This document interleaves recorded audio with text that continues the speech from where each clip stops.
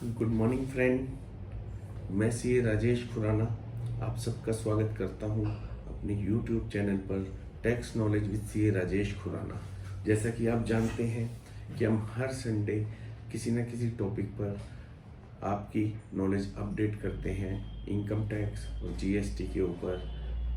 आज यही प्रयास है कि आपके लिए अभी जो करंटली हॉट टॉपिक है उसके ऊपर वीडियो बनाकर आप सबकी नॉलेज अपडेट करूं। आज का हमारा टॉपिक है पैन आधार लिंकिंग, जो कि जिसकी कि लास्ट डेट 31 मार्च 2023 है। तो हम सबको अपना, अगर हमारा पैन कार्ड आधार से लिंक नहीं है तो हम सबको अपना आधार और पैन लिंक करना है। इसी के ऊपर चर्चा करेंगे आज की वीडियो में, ताकि आपको इसके कॉन्सिक्वेंसेस बताए जाएं कि अगर हम आधार और पैन लिंक नहीं करते तो उसका क्या परिणाम होता है।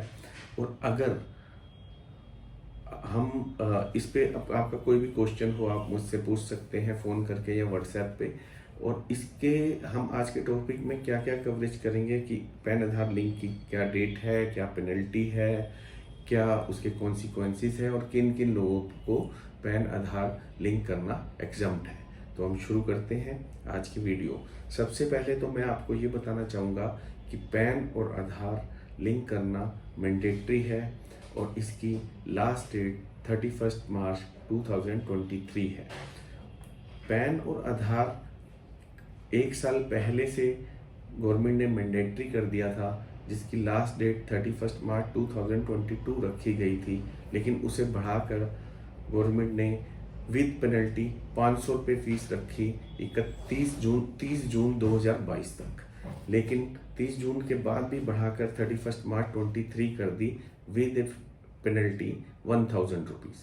तो आज की डेट में अगर हम अपना पैन और आधार को लिंक करते हैं तो हमें 1000 रुपये फीस जमा करानी पड़ेगी और 1000 फीस जमा कराने के बाद हम अपना पैन और आधार लिंक कर पाएंगे। इसमें कोई ज़्यादा बड़ा लंबा चौड़ी बात नहीं है, ये बहुत ही सिंपल प्रोसेस है पैन और आधार लिंक करना।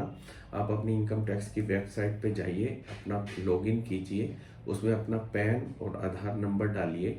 ज़रूरी नहीं है कि इसमें कोई डॉक्यूमेंट्री प्रूफ लगाना है, आपको सिर्फ पैन नंबर और आधार नंबर डालेंगे और उसको आप लिंक करने, जब आप लिंक करने के लिए करेंगे तो वो आपसे 1000 रुपये फीस मांगेगा। तो वो आप फीस जमा करवाएंगे और उस फीस जमा कराने के 4 या 5 दिन के अंदर आपको वो चालान, आपका रिसीट एज ए वहाँ पर आप इनकम टैक्स की साइट पे अपडेट हो जाएगा। और उसके बाद आप अपना 4 या 5 दिन के बाद ही फीस जमा कराने के अपना पैन और आधार लिंक कर सकते हैं। अब मैं आपको ये बताऊंगा कि अगर हम पैन और आधार लिंक नहीं करते हैं तो उसके क्या कॉन्सिक्वेंसेस हो सकते हैं। सबसे पहली बात तो ये थोड़ी सी मिसकंसेप्शन है कि अगर हमारा पैन और आधार लिंक नहीं हुआ तो हमारी इनकम टैक्स रिटर्न नहीं भर सकते। हमारी इनकम टैक्स रिटर्न तो हम फाइल कर सकते हैं, लेकिन वो इनकम टैक्स रिटर्न प्रोसेस नहीं होगी। तो सबसे बड़ा कॉन्सिक्वेंस तो यही है कि हमारी इनकम टैक्स की रिटर्न प्रोसेस नहीं होगी। तो सबसे पहले इनकम टैक्स रिटर्न प्रोसेस नहीं होगी, तो जब इनकम टैक्स रिटर्न प्रोसेस नहीं होगी तो अगर कोई हमारा रिफंड बन रहा होगा तो हम रिफंड क्लेम नहीं कर सकते, तो हमारे को रिफंड नहीं मिलेगा। दूसरी बात कि अगर एक पॉइंट और है कि अगर हम पैन आधार लिंक नहीं करते तो हमारा पैन जो है इनऑपरेटिव हो जाएगा। तो पैन से रिलेटेड हमारे जितने भी चीज़ें हैं वो सब हमारी इनऑपरेटिव हो जाएंगी। जैसे कि हमने कोई नया बैंक अकाउंट खोलना है तो पैन के बेस पे अकाउंट खुलता है, हम नया कोई बैंक अकाउंट नहीं खोल पाएंगे।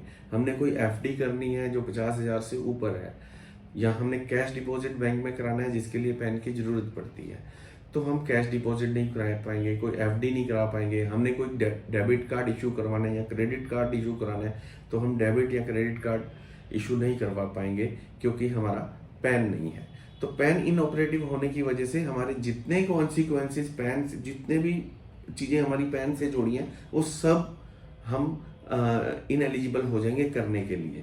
जो मैंने कुछ एग्जांपल दे दिया। अब हम कुछ लोग होते हैं जो 15G 15H फाइल करते हैं बैंक में कि हमारी इनकम टैक्सेबल नहीं है, उसके लिए भी वो भी नहीं, वो 15G और H भी फाइल नहीं कर पाएंगे।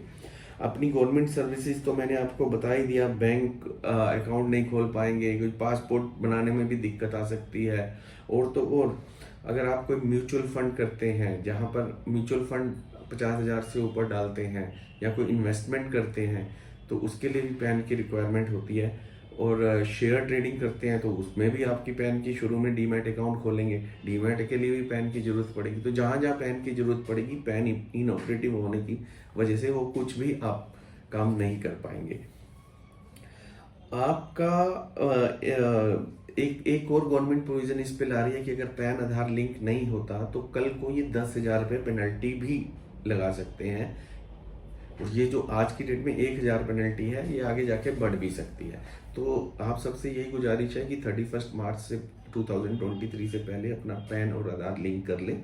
और अगर आपको कोई उसमें डिफ़िकल्टी आती है तो आप मुझसे कांटेक्ट कर सकते हैं या मेरी टीम से कांटेक्ट कर सकते हैं।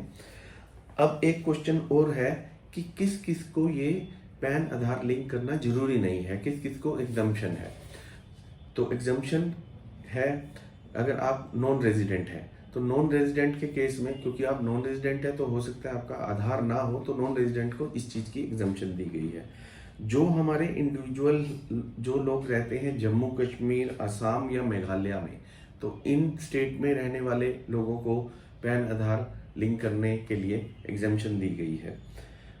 तीसरा, जो इंडियन सिटीजन नहीं है, सिटीजन ऑफ इंडिया अगर नहीं है, तो वो भी, उनको भी एग्जम्पशन है पैन आधार लिंक कराने के लिए। और चौथा, जो भी सुपर सीनियर सिटीजन है हमारे, जिनकी एज 80 ईयर्स से एबव है, 80 साल से ऊपर वाले सुपर सीनियर सिटीजन हैं, जिनको सुपर सीनियर सिटीजन की कैटेगरी में इनकम टैक्स ने रखा है, उनको भी आधार पैन लिंक कराने की ज़रूरत नहीं है। तो यही सारी आज की छोटी सी वीडियो में मैंने छोटा सा आपको ब्रीफ किया है कि पैन आधार लिंक। तो जिनका पैन आधार लिंक नहीं है, एक बार अपनी इनकम टैक्स की साइट पे जाके चेक कर लें या हमारे ऑफिस के थ्रू चेक करवा लें। और अगर आपका लिंक नहीं है तो 1,000 रुपये की फीस जमा कराकर उसे अपना जल्दी से जल्दी पैन आधार लिंक कराएं। हाँ, एक बार ज़रूर याद रखना कि 4-5 दिन चालान अपडेट में लगते हैं। आप जब 1,000 रुपये की फ़ीस जमा कराते हैं तो उस फीस जमा कराने के लिए 4-5 दिन का मार्जिन चाहिए। तो अगर आप करवाना चाहते हैं तो करीब करीब 22-23 तारीख तक आप वो फीस जमा करा के, ताकि 31 तारीख तक आपके पास अच्छा कुशन हो पैन आधार लिंक करने के लिए, वो आप उस चीज़ का ध्यान रखते हुए पैन आधार लिंक करें। आज की वीडियो बस इतनी सी। और कोई आपकी क्वेरी इस पे हो, मुझे अपना फ़ोन करके या व्हाट्सएप करके मुझे आप बता सकते हैं। आज के लिए इतना ही। Thank you very much. Friends, एक छोटी सी इन्फॉर्मेशन और बतानी रह गई थी मेरी पैन आधार लिंकिंग वाली वीडियो में, इसलिए मैं अलग से छोटी सी वीडियो बना के आपको वो शेयर करना चाह रहा हूँ कि एक कॉन्सिक्वेंस और भी है जो कि मैंने उसमें बताना भूल गया अपनी वीडियो में। वो ये है कि अगर आपका कोई TDS कटता है और TDS आपका मान लो आपके रेट एप्लीकेबल है 1%, 2%, 5% या 10%, तो अगर आपका पैन इन एलिजिबल हो गया, इन ऑपरेटिव हो गया, तो आपका maximum rate of 20% maximum rate TDS लगेगा आप पे।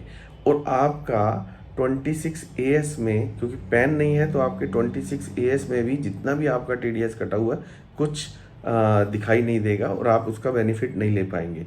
तो ये सबसे बड़ा ड्रॉबैक है पैन इनऑपरेटिव होने का। तो ये मैं उस वीडियो में भूल गया था, इसलिए एडिशनल उसकी एक छोटी सी वीडियो एक और ऐड कर रहा हूँ उसी के साथ ही, तो आप इसका भी बेनिफिट उठाएं। Thank you.